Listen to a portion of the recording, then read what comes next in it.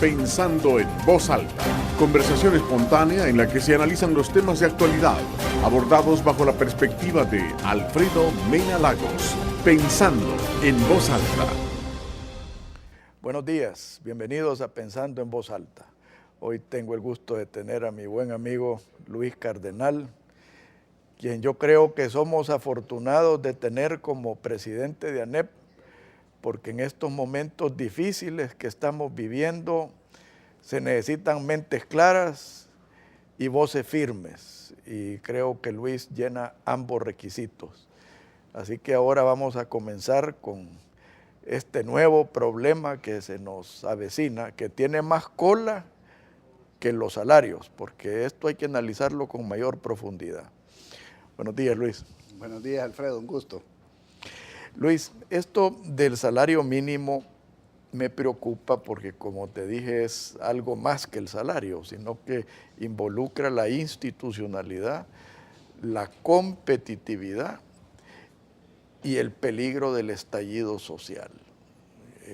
Creo que esas tres cosas hay que analizarlas a profundidad. Me gustaría que nos describieras, como para sentar las bases, el procedimiento que se debió haber seguido y el procedimiento que se siguió. Sí, Alfredo, creo que estás poniendo el dedo en la llaga con respecto a esta situación. Lo primero que quisiera dejar claro y manifiesto es que nosotros estamos conscientes que en la empresa somos un equipo, que nuestros colaboradores son parte de ese equipo. La mayor parte de ellos conviven con nosotros todos los días, son seres humanos que tienen problemas igual que nosotros y nosotros estamos interesados en su bienestar. Que quisiéramos pagarle a nuestros colaboradores en las empresas, pagarles de salario mínimo $1,000 al mes, 500, lo que sea necesario para que ellos tengan una mejor calidad de vida.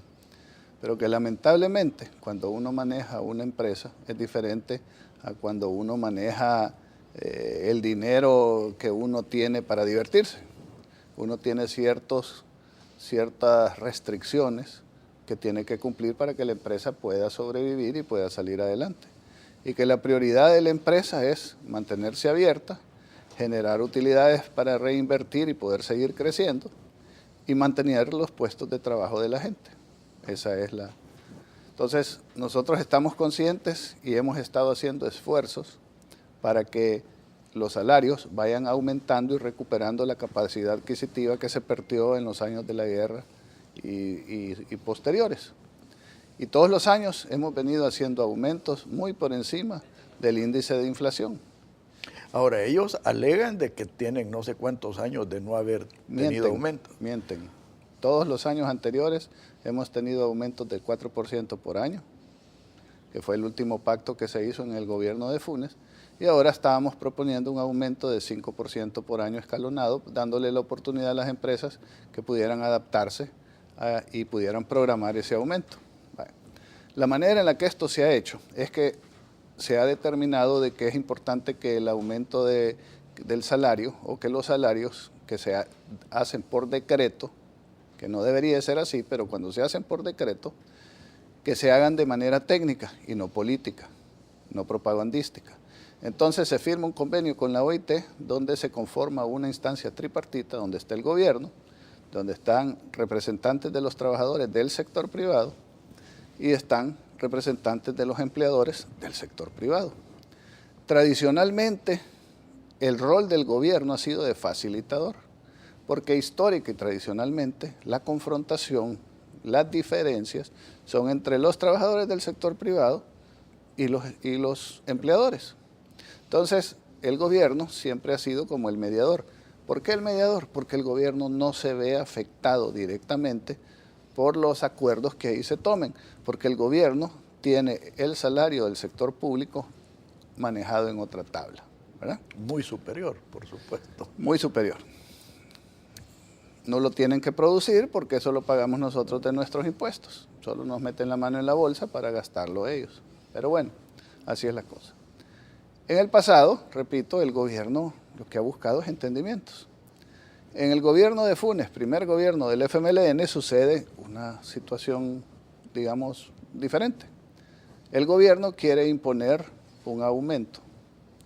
Y el aumento que propone es de un solo. Los sectores vemos la inconveniencia de eso y pactamos un aumento mayor al que proponía Funes, pero de manera escalonada y programada. Y ahí es donde se acuerda un 4% por año por los siguientes 3 años, para no estar en estas discusiones todos los años y que la gente pueda, repito, prepararse y programar. Funes, ¿qué es lo que dice? Se encapricha y dice no. Entonces nosotros llegamos a un acuerdo sin Funes, sin el gobierno. Ese acuerdo, la ley le da al gobierno la opción de hacer observaciones. Si esas observaciones son tomadas en cuenta, entonces se cambia el acuerdo con las observaciones. Y si esas observaciones no son tomadas en cuenta, se le devuelven a la presidencia, al Ministerio de Trabajo, para que sean aprobadas, publicadas y se conviertan en ley. Sucedió con Funes, presentó sus observaciones, las observaciones fueron sobrepasadas y así quedamos, y quedamos con aumentos de 4% por año. En esta ocasión vuelve a suceder lo mismo, pero peor.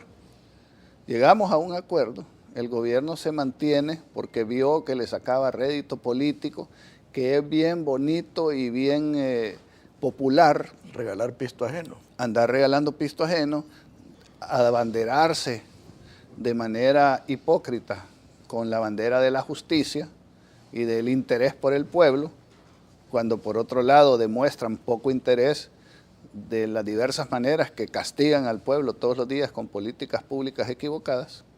Pero bueno, se abanderan de eso, ven que es un tema ganador con el cual nos desgastan y deciden que no van a aprobar y que se van a oponer. Entonces, el Consejo decide, acuerda, se lo da al gobierno y el gobierno tendría que hacerle las observaciones. Sin embargo, aprendió de la vez pasada que en la ley hay un vacío. Ese vacío no dice cuánto tiempo tiene para hacer las observaciones. Entonces, en el ínterin empiezan a organizar sindicatos. Tratan de organizar sindicatos en el sector privado y no les va muy bien, porque casi todos los trabajadores sindicalizados del sector privado ya pertenecen a estas federaciones que son las que están ahí representando al sector privado. Y empiezan a sindicalizar a trabajadores del sector público afines al FMLN y a su proyecto político. Mientras tanto, empiezan a presionar a las federaciones, que por cierto te hago la sugerencia que invites a los sindicalistas para que te cuenten ellos. Me vas a dar los nombres porque es un tema que me interesa. Sí, invitarlos para que te cuenten ellos cuáles fueron las presiones a las que fueron sujetos. Amenazas, zanahoria y garrote, los ofendían, los insultaban en las sesiones del Consejo. Uno tenía hasta pena ajena de los insultos que les daba este señor dominicano Villalona, que el gobierno le ha dado poder para que ande metiéndose en cosas que creo no deberían de ser de su incumbencia, pero bueno, que te cuenten ellos. Se da todo ese fenómeno y empiezan a bloquearle la entrega de credenciales y de representación para que ellos puedan poder ir a solicitar la boleta para ir a votar. La votación, en el pasado, el ex ministro Centeno, quien tú conociste, que Dios en gloria lo tenga. Vecino mío de Ataco. Sí.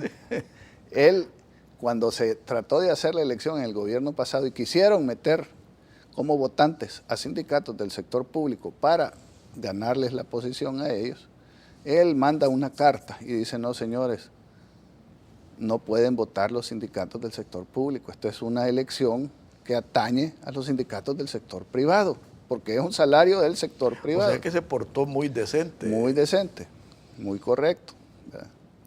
Y hay que reconocerlo. Entonces, en esta ocasión, empiezan a nombrar un montón de sindicatos.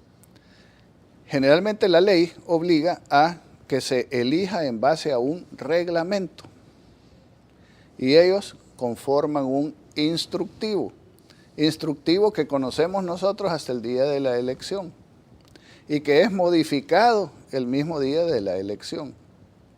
Un instructivo lo que hace es que instruye cuál es el procedimiento, un reglamento da las reglas de cómo participar. Ocuparon el instructivo como reglamento. Ocuparon el instructivo como reglamento. Ya hay una ilegalidad. Entonces, llaman a la votación a todos los sindicatos que han creado ellos del sector público. Y a estos del sector privado los han minimizado, no les han dado las credenciales y a la hora de votar no llegan en el número suficiente para poder superar la votación del sector público.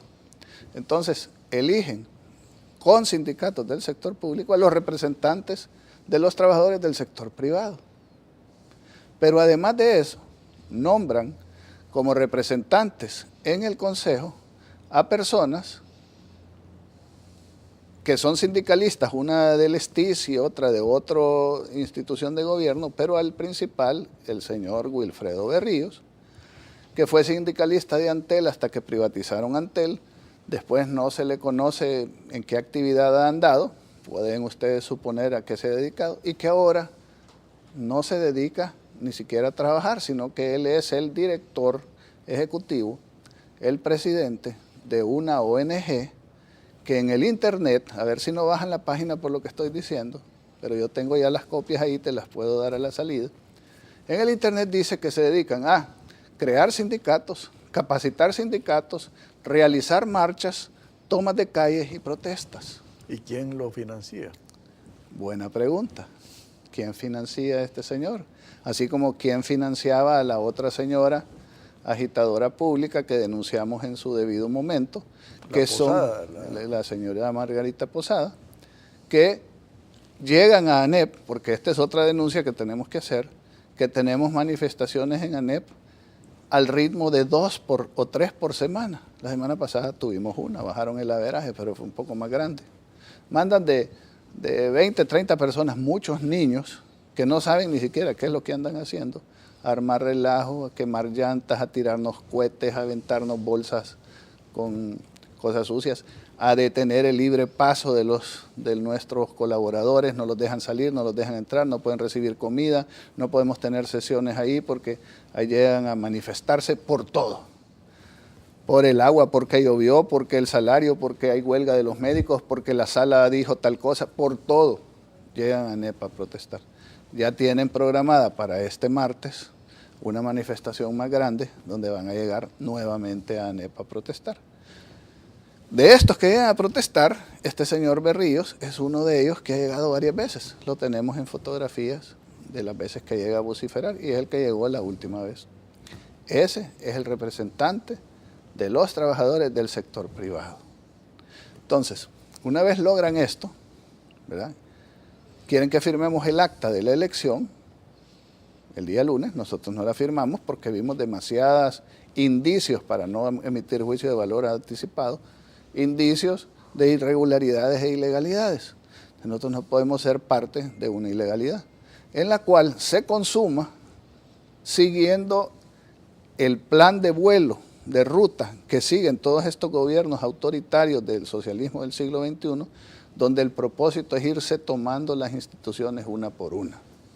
Aquí han logrado de manera ilegal y tramposa tomarse esta institución.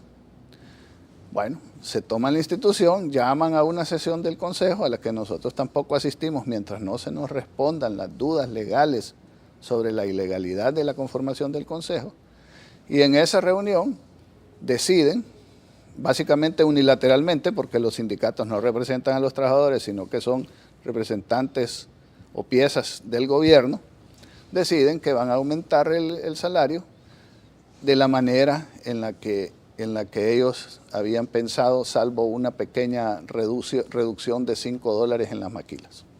Y aprueban lo que ellos proponían y lo consideran un gran triunfo y consideran que han logrado una gran cosa. Viene la parte que tú mencionabas y que muy poca gente se ha fijado. La ley dice que el salario se tiene que discutir por lo menos una vez cada 3 años. Nosotros, cuando se discute el salario mínimo, tratamos de acordar los aumentos para 3 años. Ellos ya están hablando de que a final de este año, este mismo Consejo va a aumentar el salario otra vez y el siguiente año, que también son años electorales, van a volverlo a aumentar otra vez por justicia para elevar los salarios de todos los salvadoreños a los niveles que deberían por justicia tener, ¿verdad? Entonces, estamos hablando de que aquí están haciendo una cosa, pero ellos ya van pensando en cómo utilizar el tema del salario como un tema electoral que les dé, según ellos, réditos electorales en las próximas 2 elecciones que vienen. Sucede un dato que es importante que también los estimados televidentes lo tengan en mente. Se habla de que el salario debe cubrir la canasta básica. Lo que no se dice ni se explica es que el salario, hay varias consideraciones, una de ellas es la canasta básica. La canasta básica, que anda por $400, es para una familia de 4 personas. El salario mínimo es para una persona. Generalmente, las familias pues trabajan 2 personas, ¿verdad? Con lo cual, yo no estoy diciendo que sea suficiente, no estoy diciendo que no desearía que fuera más, pero nos vamos a la realidad. ¿Cuál es la realidad, Alfredo? Esto comprobado, de la actividad económica nacional, 72% es el sector informal. 28% de la economía, de la actividad económica, es formal. ¿Qué significa formal o informal? No es andar con corbata o andar con saco, no. Es que la formal cumple seguro social cumple con todos los requisitos de ley y la informal no. Ahora te quiero hacer una pregunta para poner las cosas en perspectiva.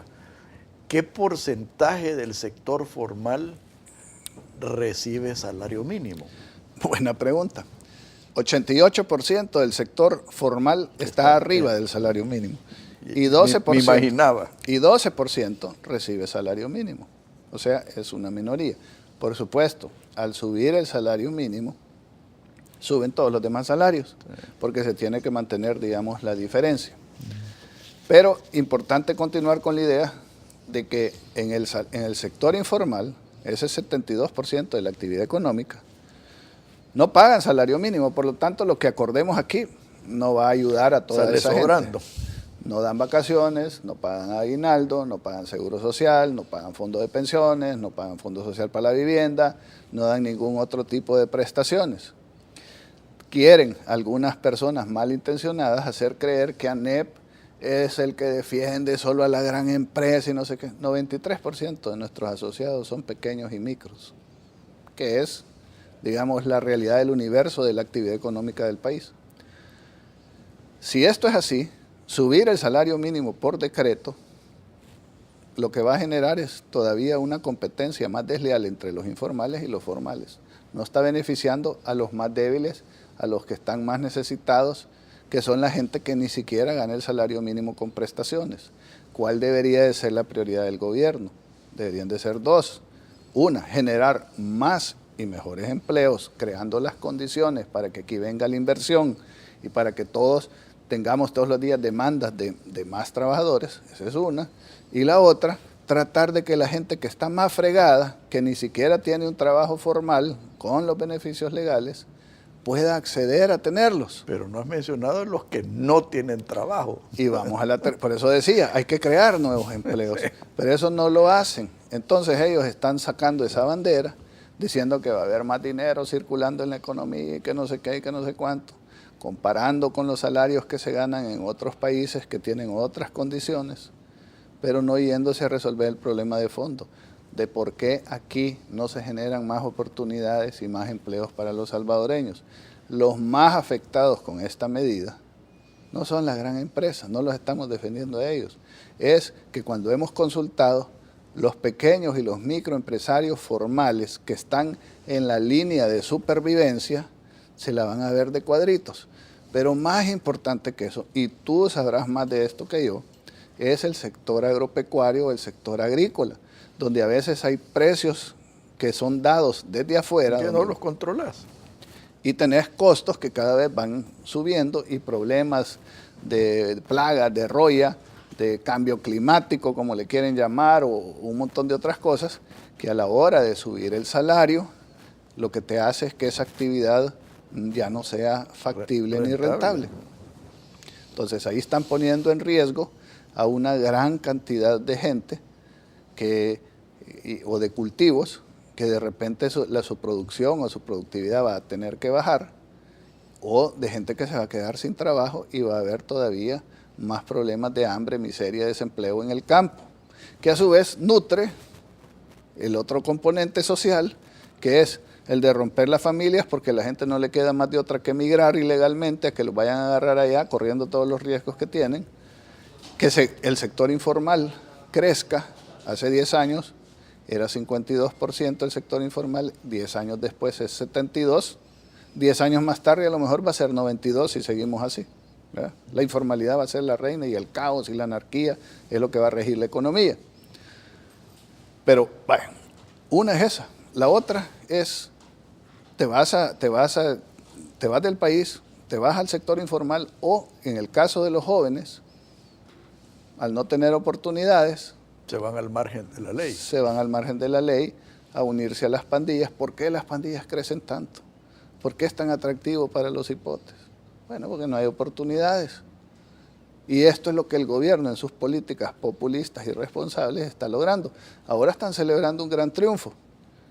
No están midiendo las consecuencias o no les importan las consecuencias. Yo creo que lo hacen a propósito. Bueno, pues esa es la realidad de lo que ha sucedido y nosotros pues vamos a hacer las gestiones que corresponden para que el Estado de Derecho se mantenga, para que se respete la institucionalidad, para que los derechos constitucionales, los tratados internacionales y las leyes se respeten en el país, y vamos a hacer las denuncias que correspondan, a ver qué es lo que sucede. Antes de que pasemos a los efectos económicos, quiero pasar a los recursos legales que podamos tener tanto aquí en El Salvador como en el extranjero. Por favor, no nos cambie, ya volvemos.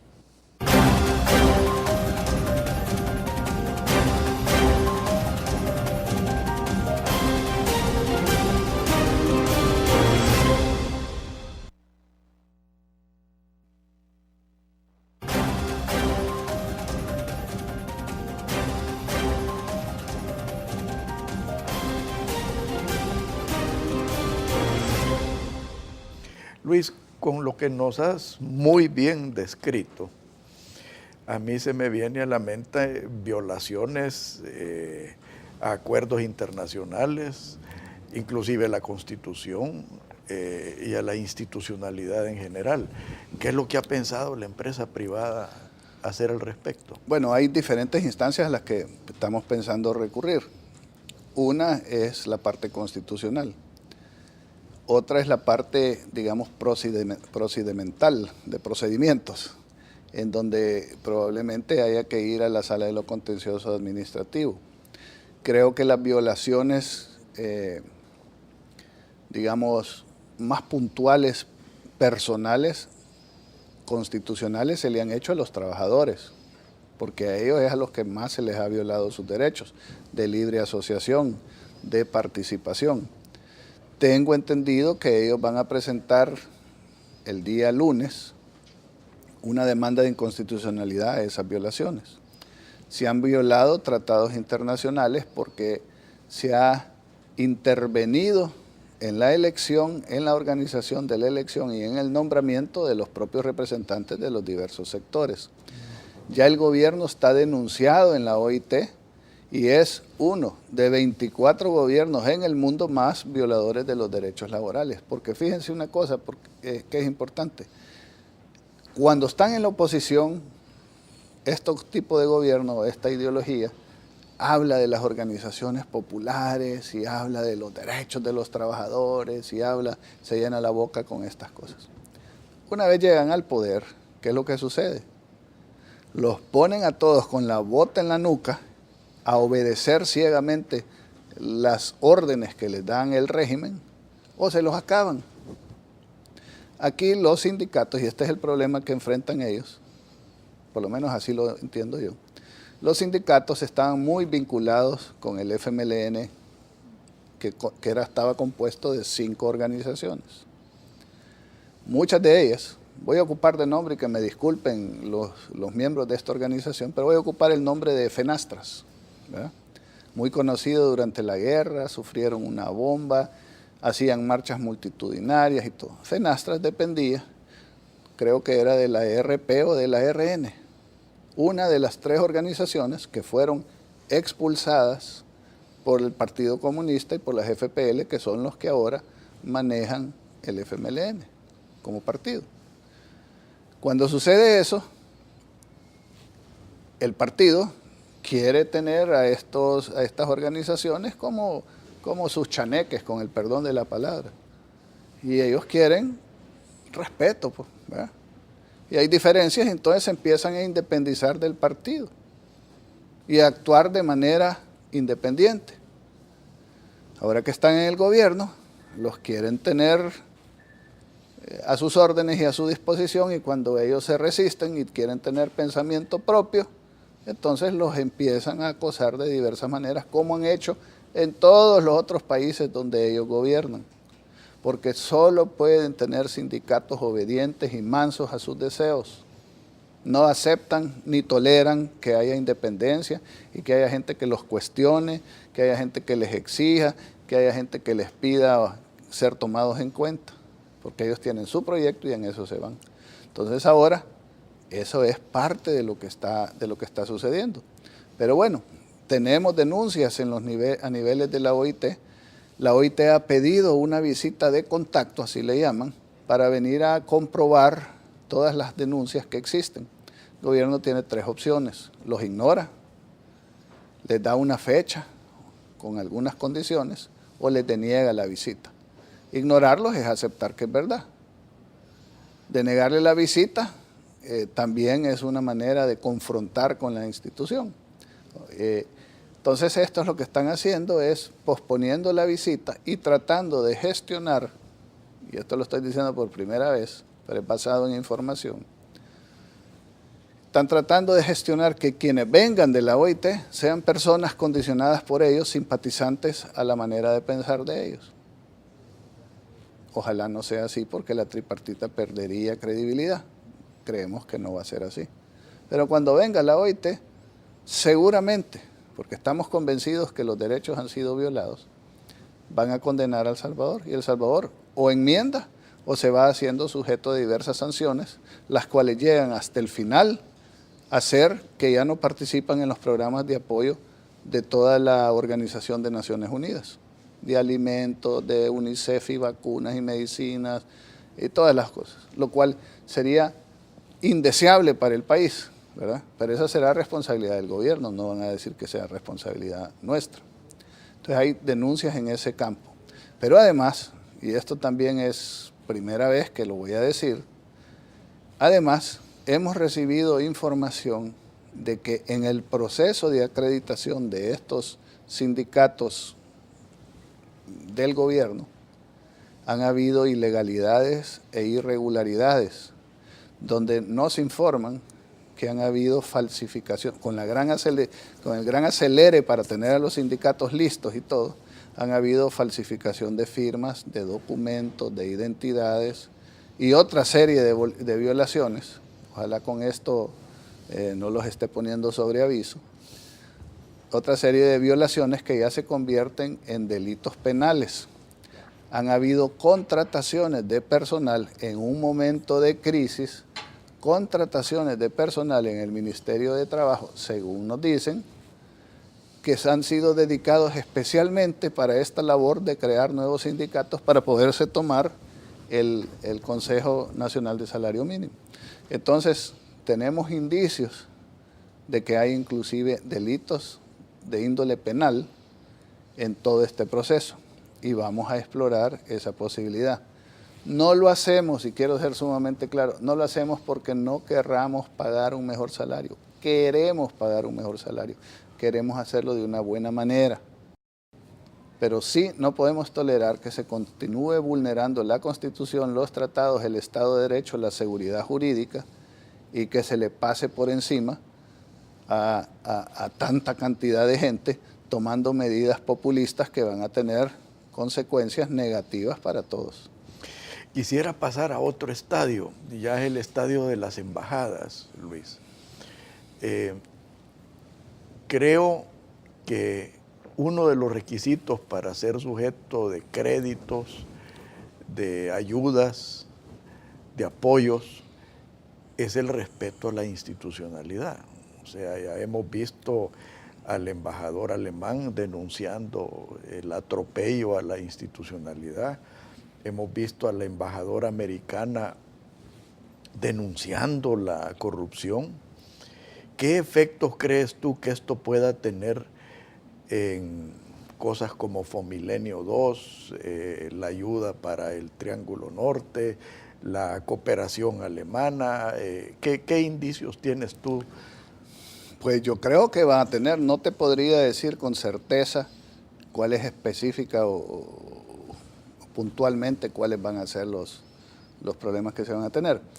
Pero sí te puedo decir que el día de ayer que nos reunimos con la delegación del Fondo Monetario Internacional, que era un fact-finding mission, o sea, una misión exploratoria de datos, de hechos, preguntaron y estuvieron muy interesados sobre cómo era esta situación del salario mínimo.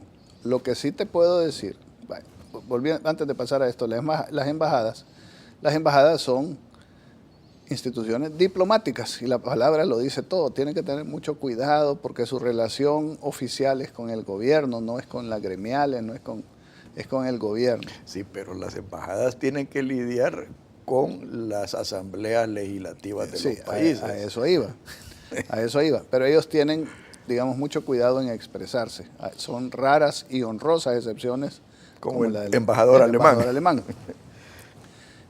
Dicho lo anterior, sí creo de que hay consecuencias que ya se van a dar. Por ejemplo, nosotros quedamos mucho más renuentes y con muchas más dificultades para seguir participando en todos esos llamados diálogos o instancias de diálogo a las que llama el gobierno.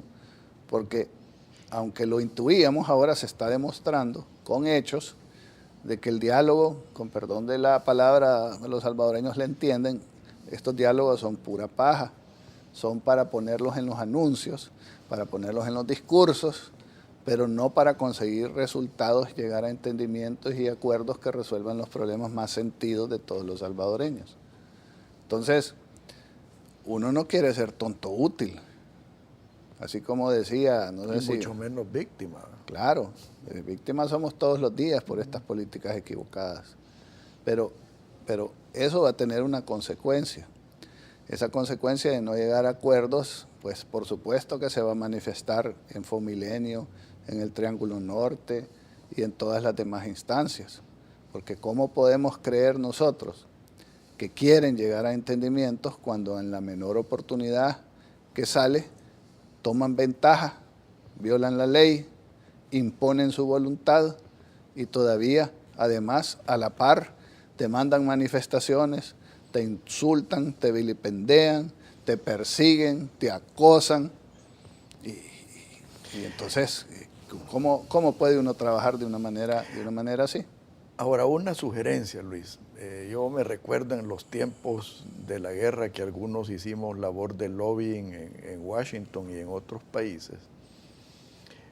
Yo creo que es hora, especialmente a luz del gobierno que viene en los Estados Unidos de Trump y del control de los republicanos en el Congreso de los Estados Unidos, que muy bien comprenden el problema sindical, que en los Estados Unidos ha tenido repercusiones claras con los malos sindicatos.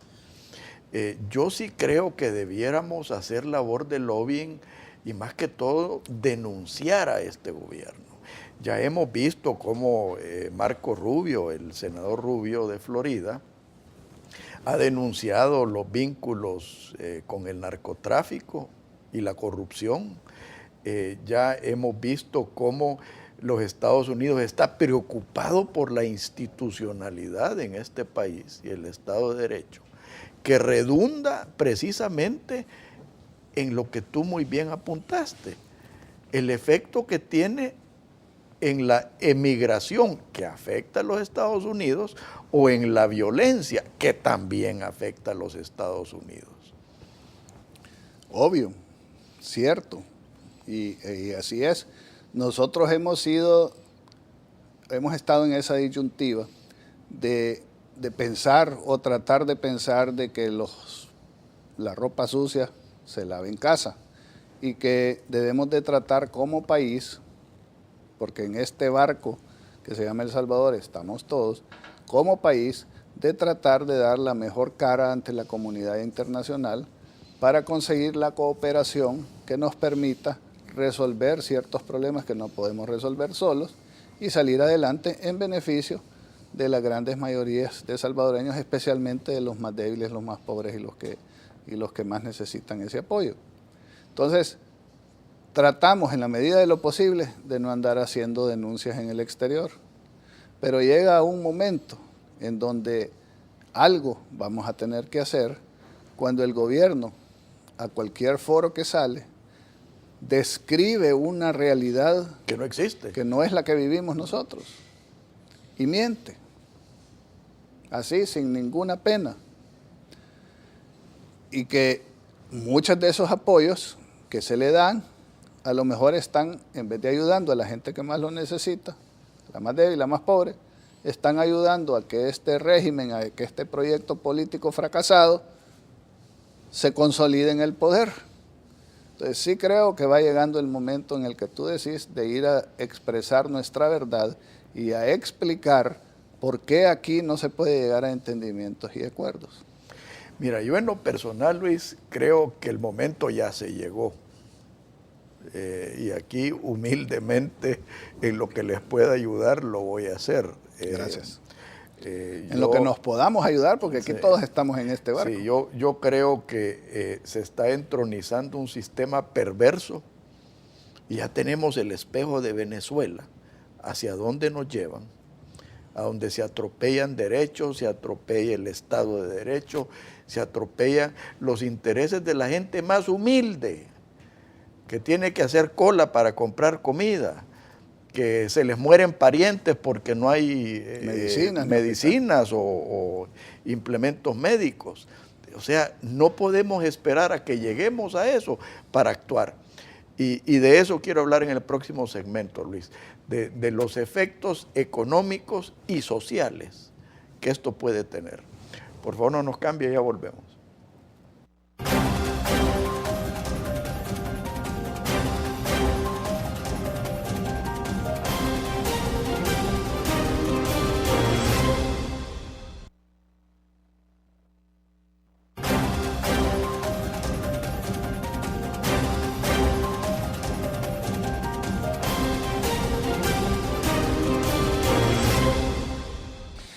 Luis, yo siento, y yo especialmente cuando estoy metido en trabazones, me pongo a pensar en lo que mi papá me decía, tu tío Jorge. Me decía que... Hombre sabio. Sí, que las calles y las carreteras eran las venas y las arterias de los países. Y tal vez quisiera emplear un ejemplo médico, porque cuando tú tenés las arterias tapadas, tenés una bomba de tiempo. O sea, eventualmente vas a tener un infarto. ¿Y qué es lo que está haciendo el gobierno ahorita con todas estas medidas equivocadas? Echándole un gran montón de sal a la comida para aumentarte la presión. Entonces, yo a eso es lo que le tengo miedo, Luis, y especialmente nosotros que estamos involucrados en agricultura, que quizás son los sectores de la sociedad más vulnerables. El desempleo que se puede generar en ciertos sectores agrícolas puede ocasionar un verdadero estallido social. Fíjate que eso me motiva una reflexión de algo que quizás algunos van a decir que no tiene nada que ver, pero para mí sí. A los inicios del gobierno de Chávez, llegó un general, ahí están sus declaraciones en el internet y fueron reportadas y todo, a decirle, mire, presidente o el gabinete económico, todo lo que estamos haciendo, lo que va a generar es más pobreza, aquí no le estamos ayudando a los pobres, hay una gran corrupción, el país va por mal rumbo. Y después de una discusión ahí que no la voy a alargar, Chávez le dijo, es que vos no has entendido, le dijo. Nosotros para cambiar el sistema necesitamos gobernar por lo menos durante 2 generaciones. Y a los pobres los necesitamos. Y a los pobres queremos cada vez más pobres, porque los pobres van a depender de nosotros. Y entre más dependencia creemos, nosotros tenemos una base política más grande que nos elija y nos haga ganar las elecciones, con lo cual nadie va a poder criticar que no seamos un gobierno democrático. Y por lo tanto, estamos protegidos y blindados. Crear pobreza para crear dependencia. Las condiciones objetivas para la insurrección. Bueno, lo dijiste mejor, yo no me había acordado de esa frase, pero ahí va el pensamiento. Uno puede decir, ¿y eso qué tiene que ver con El Salvador? Aquí no es así. Veamos cuáles son los programas sociales, los afamados programas sociales, que suenan bonitos, que si uno se opone a ellos es porque uno es un desgraciado que no tiene conciencia social, ni corazón, ni solidaridad. Pero seamos objetivos, solo les pido, tengamos la mente abierta. Se han gastado cientos o miles de millones en programas sociales. De dependencia. Porque ¿se ha resuelto el problema de la pobreza? No. Hoy, de acuerdo a los datos que se tienen, hay más pobres que cuando empezó el gobierno. ¿Se ha resuelto el problema de la educación?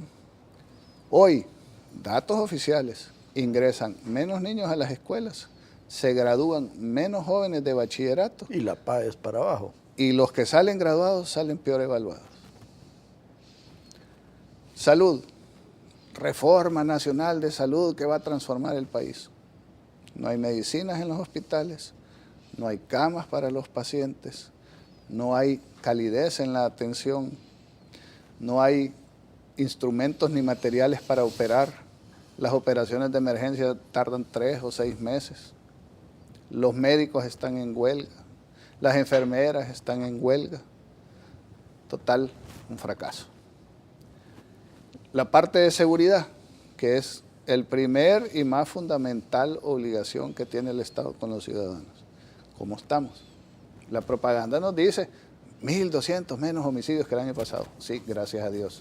Pero resulta que el año 2016, a pesar de esa reducción, es el segundo peor año de la historia del país en criminalidad, homicidios, robos, extorsiones, etcétera.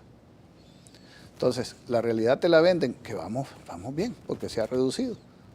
Pero la realidad es que estamos en el segundo peor año de la historia del país en delincuencia. Entonces, los programas sociales no han rendido frutos. Entonces, uno tendría que preguntarse, ¿estoy invirtiendo o estoy gastando? Porque si estoy gastando para no tener resultados, ¿qué es lo que estoy ganando haciendo eso? Algo hay que cambiar. Si seguimos haciendo lo mismo, como decía Einstein, vas a tener los mismos resultados. Hay que cambiar, hay que darle un golpe de timón, cambiemos, pero eso no lo quiere recibir el gobierno porque dice que todo lo que estamos haciendo está bien y que vamos por buen camino y que vivimos en la gloria y que vamos a crecer como nunca y que todos los sectores están rebosando de bienestar. Ustedes no quieren ver la realidad. ¿Por qué no la quieren ver? ¿Porque son ciegos o porque ese es parte del plan? No sé. No quiero ser mal pensado. Yo creo que es parte del plan, Luis. Pero entonces todos los programas van creando dependencia. Ahora esto que genere desempleo, ¿qué va a suceder? Siempre hay más. Cuando no se encuentra trabajo en el campo, la gente se ve obligada a migrar a la ciudad. Hay más presión social en la ciudad, hay más demanda de trabajo, hay más aglomeración de personas, aumenta el crimen, el hacinamiento y los problemas. ¿Y qué es lo que se hace allá? Ah, bueno, a ti te voy a regalar esto, a ti te voy a regalar lo otro, como te estás muriendo de hambre, agradeces que alguien, en este caso el gobierno, que no lo hace con dinero propio, sino con dinero de todos nosotros, dinero público, saluda con cada vez más escaso. Saluda con sombrero ajeno, llega toda esta gente a decirle, y después le dice, bueno, acordate quién te lo dio a la hora de ir a votar, vota por mí. Fíjate que es parte de la estrategia y vale la pena que la gente la piense y la considere. Las encuestas, todas, dicen que el 70% de la población es conservadora. No la llames de derecha o lo que sea, pero no está a favor del socialismo, ni del comunismo, ni de todas estas otras doctrinas. 30% son, llamémoslo, de izquierda. De ese 30%, 5 son los que yo les digo social confusos, ¿verdad? Que mezclan un montón de cosas. y el 25% llamar lo que es la gente del frente. Pero ese 25%, bien consolidado, organizado, motivado, enriquecido, etcétera, a la hora de ir a votar, con el gran abstencionismo y la displicencia y el descontento que hay de un gran sector de la población que ya no cree en nadie ni en nada, o que tienen que trabajar todos los días, incluyendo días de elecciones, para sobrevivir, resulta que ese 25% a la hora de las elecciones, especialmente si ellos controlan el Tribunal Electoral, controlan la entrega de los DUIs en la RNPN y controlan otras instancias, a la hora de ir a votar ese 25% se convierte en el 50% más 2.000 votos con el que ganan la presidencia. Y eso, para que no nos olvidemos, el actual presidente es un presidente legal. En pero teoría, no legítimo. Exactamente, porque la mitad de la gente, menos 2.000 votos que votaron en contra de él.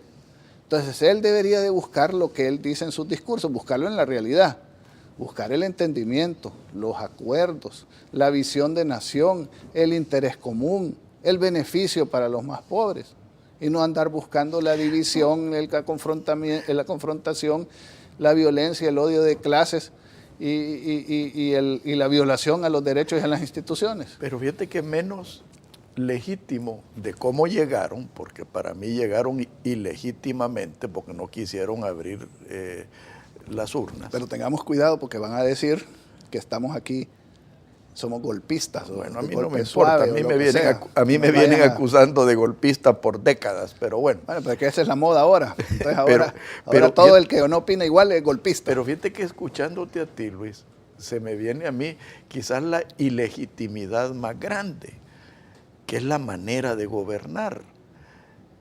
Este gobierno está gobernando como que si tuvieran un mandato, y la verdad es que están en la presidencia con 6.000 votos chaveleados, en mi opinión, y sin ningún mandato.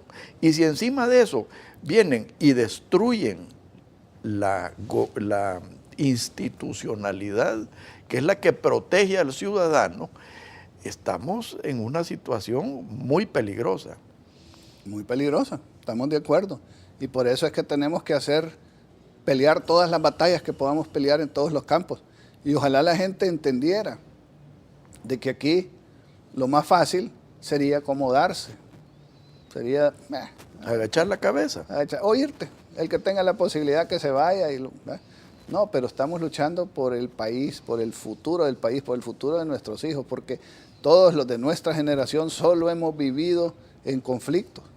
Yo no recuerdo, quizás al comienzo de mi infancia, recuerdo tiempos tranquilos. Y ni aún así, porque acuérdate el golpe de Estado contra Lemos. No había nacido yo, parece. Vos no habías nacido, pero yo fíjate que fue quizás la primera experiencia que yo sentí como niño del efecto de la falta de institucionalidad. Por eso te digo, somos una generación que hemos vivido en una crisis constante, que llega y culmina en una guerra civil cruel de 12 años que destruye al país y nos hace retroceder 50 años en todos los niveles de desarrollo medibles que teníamos. Y después se firma una paz desde hace 25 años que no ha sido una paz, sino que transfirió la batalla o la guerra o la lucha del campo militar al campo político, y donde constantemente, aquí este país es todo menos aburrido, todas las semanas surge una crisis. Todas las semanas hay un problema, y entonces uno está batallando para sobrevivir en vez de ponerse a dedicar sus energías creativas en cómo producir, cómo crear, cómo ser mejores, cómo resolver. Entonces yo sí creo que en los pocos años que nos pueda dar Dios para quedarnos aquí, debemos de hacer el esfuerzo de heredarle a las futuras generaciones un mejor porvenir, un mejor país, y eso pasa por el hecho de ir creando desde las bases la fortaleza institucional y un sistema que permita que la gente salga adelante, porque Alfredo, y perdóname que abuse del tiempo, pero creo que esa es una cosa fundamental. Ya la discusión de un sistema que no ha funcionado en ningún lugar del mundo, en ningún momento de la historia, no podemos ser tan pretenciosos, tan vanidosos de creer que no ha funcionado allá, no funciona en Venezuela, que es rico, que es un país con petróleo y con un montón de cosas que no tenemos nosotros, pero nosotros, que somos más inteligentes, aquí sí lo vamos a hacer funcionar. Pero fíjate que nosotros aquí y aquí en este programa lo hemos hablado en repetidas ocasiones de la falta de inversión. Yo quisiera que empezáramos ya a hablar sistemáticamente de la desinversión, porque esto va a generar lo del salario mínimo y de la manera que se ha hecho, atropellada, va a generar desinversión. Y aquí no solo estoy hablando de las maquilas que se van a ir, porque hay algunas que ya están en alitas de cucaracha para irse a otros lados. Estoy hablando de la desinversión en el sector agrícola. Yo el otro día estuve cenando con una persona que maneja un fideicomiso, que tienen una finca, y me dice, mira Alfredo, los planes nuestros eran sembrar X cantidad de arbolitos de café. Con esto tenemos que reconsiderar el no hacerlo, o por lo menos desacelerar el ritmo. Entonces, y gracias a Dios no despedir, pues, porque... Sí, pero te digo, yo sí creo que debemos de empezar a analizar ya la desinversión que se va a generar en este país. Por eso hablábamos hace un rato de que si esto es porque de verdad son, como dije en inglés y la película, clueless, y que no tienen ninguna noción de cómo manejar las cosas y administrarlas, o si es un plan bien orquestado de decir, miren, vamos a destruir todo lo que está para que podamos crear. Yo estoy convencido que es un plan maquiavélico. Ojalá nos equivoquemos, pero digamos, esa es una consideración.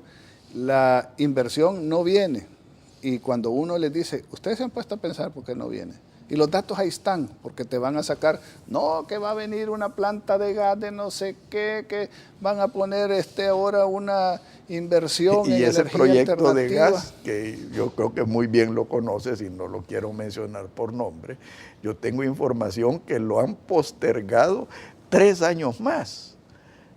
No porque no tengan voluntad, sino que porque este gobierno es tan inepto que los permisos necesarios para hacerlo les han hecho la vida imposible.